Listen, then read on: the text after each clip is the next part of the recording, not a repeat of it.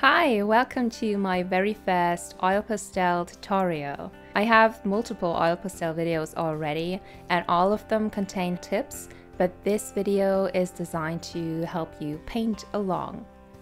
I haven't done a video like this before, therefore I very much appreciate any and all tips or questions you have. Just let me know down below in the comments what you'd like to see again or how I can make these videos more helpful to you.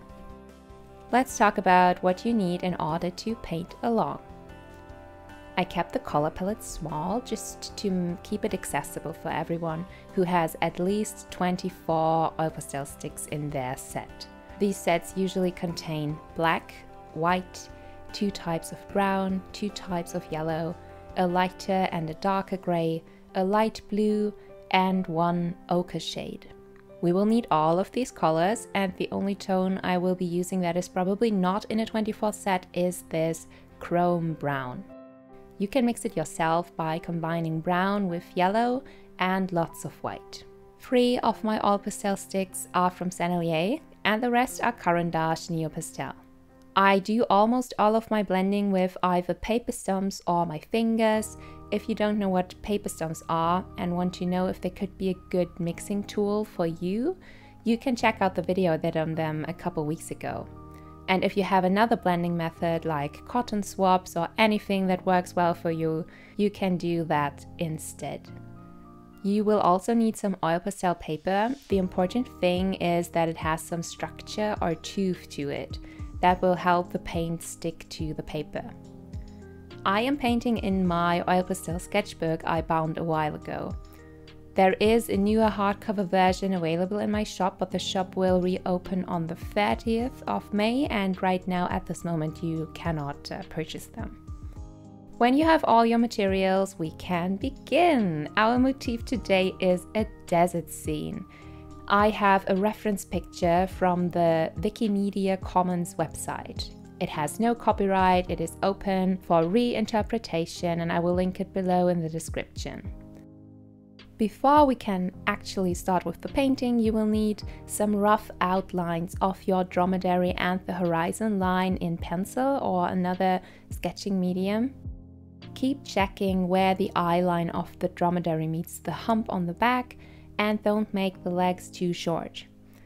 If you are having trouble, you can print out the picture and use tracing paper to copy it onto your paper. There are some really great tutorials on how to trace a motif with tracing paper on YouTube, and when you have done so, we can start the painting. We begin painting the desert ground. The wind moves the sand as it blows over the earth, and therefore the ground has many long, scattered paths where it pushed the sand over the ground. We will emulate that by painting in long horizontal lines. The colors are shades of yellow, ochre, and brown.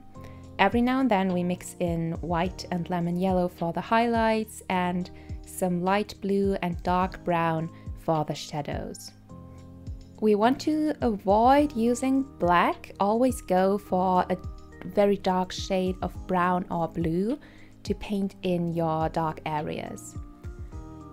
At the very end, when our painting is almost done, we will paint in the darkest parts in black to give it a bit more contrast. But we want to keep that option to go darker for the end. This reference picture is showing a setting or rising sun, as we can see by the size and shape of the shadows that the dromedaries cast. Those shadows are only enhanced by our horizontal lines. Whatever shadows are cast, they should be very long. You can have fun with your blending and the use of colors. Just keep in mind to blend horizontally and every now and then create some little bumps of sand where the sediments collected. To blend it all together, I am using a large paper stump here. It's probably the largest I own. Because this is such a broad shape we have to fill in, you could also easily blend it with your fingers though. You can paint inside the shape of the dromedary, but I usually make sure to somewhat spare it. It'll make it easier later on to paint on the paper instead of existing pigment and give us more control over our paint. When we finished the desert earth, We will take a look at where the horizon meets the sky. We can see a rock formation or a high dune. In order to paint that in, let's make a layer of white and mix our yellow on top of it. If it is still too yellow, place another layer of white on top and blend it with your blending stumps. Let's give it some structure by dabbing blue and brown dots and lines on top of it and blend it carefully so that it is still visible but without any rough edges. Now my camera overheated and there is some footage missing, but I did the exact same thing we just did for the dune. We start with a layer of white for the sky. Create light strokes with your light blue in the sky and mix it all together. I did blend the sky with my fingers because blending with your fingers will create the smoothest of transitions. Repeat the process and maybe also mix your lightest purple in there as well. The sky gets darker towards the top and you can try to add a bit more blue strokes there than at the bottom towards the horizon line. It is important to keep in mind though, you can always go darker. Getting back to a lighter version, however, is very difficult. Therefore, take the time to go over it several times rather than making it too blue and unrealistic looking. Now we can begin with the Dromedary, our main attraction. Let's start with our darkest brown available. Dark parts of the Dromedary would include the shadow on its belly, the inside of its hind legs, a general outline, and the shadows of its fur on the hump. Then we continue with yellow. Paint in all the parts that are touched by the sun and lightly cross-hatch the Dromedary to give it a base color. Use ochre to emphasize the shadows in the lighter areas such as on its head and on its front legs. Keep adding color all over the Dromedary in a cross-hatching motion in order to build one layer of paint that we can blend in a second. Because the hump is protruding to the side, the sun will shine on it as well. Keep that in mind. Now we begin the blending. Follow the shape of the Dromedary while you're blending, meaning following its fur. Almost all of its fur is growing downwards.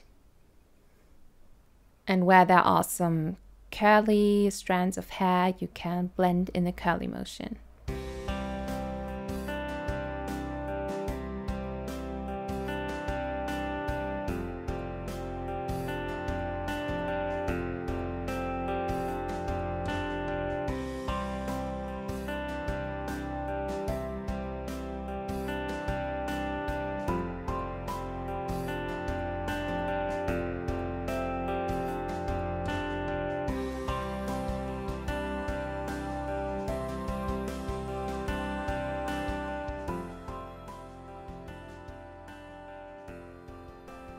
Now our first layer is done and we can begin concentrating on the separate areas. For example, the head and the muzzle. Making small lines on the muzzle for the nose as well as the mouth isn't easy. You can see how I usually achieve thin lines in a separate video, and in this case here I paint a thick line and reduce it by blending away parts of the line. What's left is one fine line that is, however, not able to be worked with any further. Therefore, you should add these lines when you truly finished the layer underneath them. We now repeat the process from before and place any color we can see and find on the Dromedary. All of the paper should be covered, at least that is my preferred style.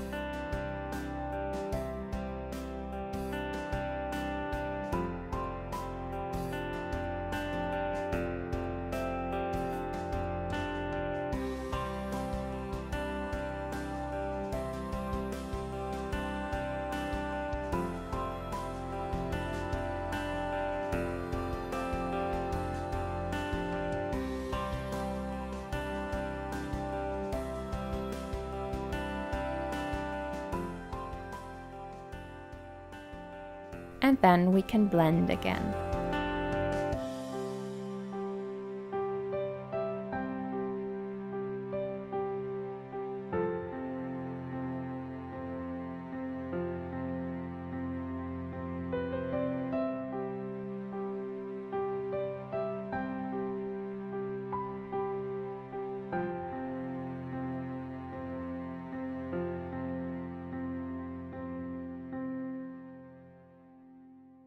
When you think all of the colors are in place and there is a nice thick layer of paint, we can start on the final details. Paint in small strokes with the edge of your oil pastel sticks on the dromedary's very pronounced fur. And once you've found a sharp edge on your stick, try not to turn it around anymore, because we want to paint with that one edge and paint in the details. It's very important to contrast the blended painting with detailed strokes. Paint in some more details in the fur on its legs, maybe the mane, the back up on the hump of the dromedary, and even some chin hair. And now that we are almost finished, it's the time for our black oil pastel stick. We create some shadows where you think the darkness should be more pronounced, there should be a darker shadow. Maybe make 1 or 2 strands of fur pop off the beige ground beneath it. And then blend it very, very lightly, just as we did in the dune in the background. We still want to be able to see our details, but they shouldn't be too pronounced and you shouldn't be able to see that it was an oil pastel stick. I'm using one of the smaller paper stumps for this. You could also lightly tap on the pigment with your finger and blend it this way. We will repeat the same thing with our highlights. We will take either white or our lemon yellow and paint in some detailed highlights. Some strands of fur where you can really see the sun reflected will make the fur look even more complex. You can go in and correct any details you think you didn't do right before. I went in once more to correct the eye and make the detail lines of the muzzle and the nose more pronounced. I used the same technique I mentioned before, where I tried to thin out the line by taking away pigment with the blending stump. And then we have a finished desert scene of a dromedary. I think he turned out very cute. I had fun painting it, and it is also a color palette I usually do not use. I'm a big fan of portraits, and this was challenging for me. I do hope you had a good time painting along. If you feel comfortable sharing your work, please tag me on Instagram. I always love to see oil pastel enthusiasts create pieces. And as I mentioned at the beginning of the video, any thoughts and comments, as well as maybe a thumbs up if you like this video, are always appreciated and show me that I'm on the right track. The shop will reopen on May 30th, and I hope to see you in my next video. Bye!